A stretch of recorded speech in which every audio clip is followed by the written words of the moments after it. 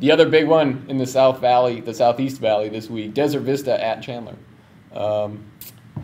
What do you make of this? I mean, this could very well play itself out again next week in the playoffs or even in the quarterfinals. The way these teams are lined up and the way the bracket unknown continues to be unknown. Yeah, and you're looking at two of the probably top 6 teams in Division I, and the team that loses this game is almost certainly going to have to go on the road for the first round. So both want to win.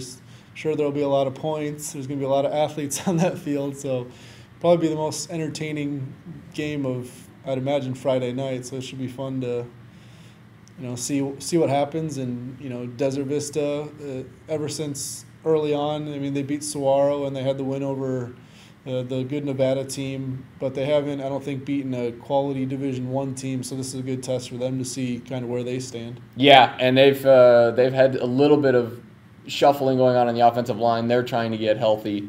To some degree, I think they will. To some degree, they just may not. The question in this game is, can Desert Vista's defense stop that Chandler offense? Yeah, Desert Vista's defense, I think, is a little underrated, and if their defensive line is healthy, I think that's going to be a big key because Chandler's been throwing the ball a lot.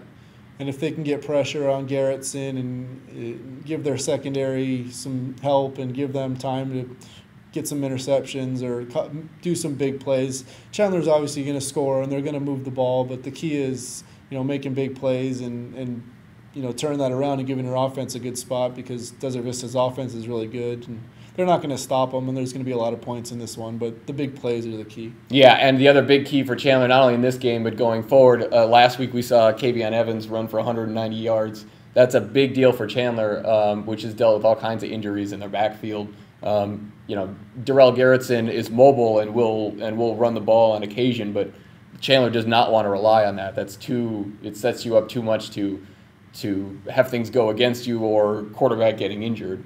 And so it's been a shuffle most of the season in the backfield for Chandler. And if a guy like Evans, or if they can get one or two of those guys healthy in that backfield and create a better balance, then Chandler's going to be even more destructive come playoff time.